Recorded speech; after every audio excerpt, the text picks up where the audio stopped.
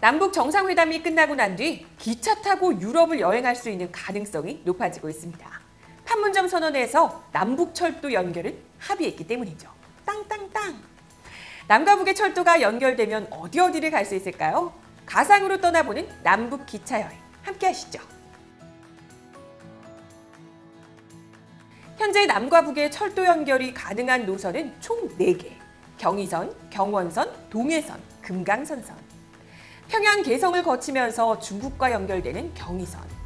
원산 함흥을 거치면서 러시아와 이어지는 동해선. 경의선은 한반도 서쪽에서, 동해선은 동쪽에서 남북을 각각 연결하죠. 그리고 두 철도 사이를 경원선과 금강산선이 지납니다. 군사분계선을 지나 원산으로 향하는 경원선, 그리고 강원도 철원을 지나 금강산 관광이 이뤄질 수 있는 금강산선. 와, 북한까지 달릴 수 있는 노선이 이렇게나 많다니요.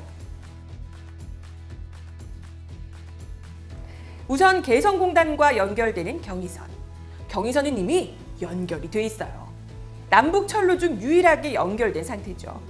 2003년 공사를 끝내고 2007년에는 시범 운행까지 됐으나 금강산 관광객 피격 사건으로 10년째 중단된 상태입니다. 낡은 선로를 조금 수리하고 재정비만 하면 바로 연결이 가능하다는군요. 경의선이 연결되면 중국 횡단 열차를 타고 유럽으로 갈 수 있습니다. 부산에서 기차 타고 파리 가자. 바로 동해선을 두고 하는 말입니다. 부산에서 출발해 러시아까지 곧바로 갈 수 있는 노선이기 때문이죠. 동해선이 이어지면 시베리아 횡단철도와 만주 횡단철도를 통해 유럽까지 갈 수 있습니다. 다만 동해선을 타고 유럽까지 곧장 가려면 넘어야 할 산이 있습니다. 먼저 남과 북 사이에 끊어져 있는 구간을 다시 연결해야 하는데요. 바로 강원도 강릉에서 제진까지 110km 구간. 자, 그럼 여기만 연결되면 한반도에서 기차 타고 유럽까지 쭉쭉? 하지만 러시아 구간을 지날 때는 기차를 갈아타야 할 수도 있어요. 러시아 철도와 우리나라 철도의 폭이 다르기 때문입니다. 기차 선로 간 폭을 궤간이라고 하는데요. 우리나라를 비롯한 중국, 몽골, 유럽은 전부 다 표준 궤를 씁니다. 그런데 러시아만 광궤를 쓰고 있어요. 표준보다 폭이 더 넓습니다. 여기서 잠깐, 왜 하필 러시아만 다른 걸까요? 여긴 역사 이야기가 숨어 있습니다. 우리나라 철도는 일제강점기에 깔렸는데요. 일제는 우리나라를 발판 삼아 중국까지 뻗어나가기 위해서 유럽과 아시아에서 쓰는 표준궤를 사용했습니다. 반면에 러시아는 히틀러의 진출을 막기 위해 의도적으로 선로폭을 넓게 깔았답니다. 그래서 부산에서 기차를 타고 유럽으로 가려면 러시아 국경에서 광궤로, 동유럽 국경에서 다시 표준궤로 궤간이 바뀌게 되는 겁니다. 물론 이런 불편함을 해결할 수 없는 건 아닙니다. 해결 방법은 3가지. 환승을 하거나 두꺼운 열차 바퀴로 갈아 끼우거나 자동으로 궤간이 바뀌는 장치를 설치하는 거죠.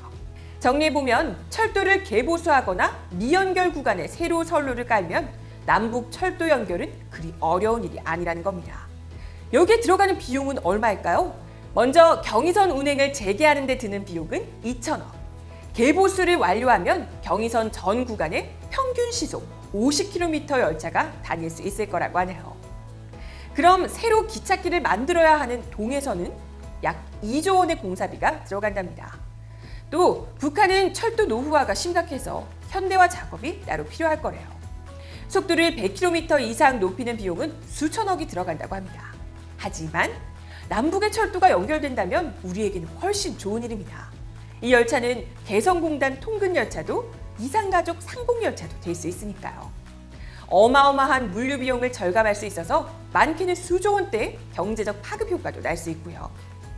남북의 열차가 쌩쌩 달리는 그날이 멀지 않았습니다. 철만은 달리고 싶다. DMZ에 있는 이 표지판은 이렇게 바뀌게 되겠죠? 철만은 달리고 있다.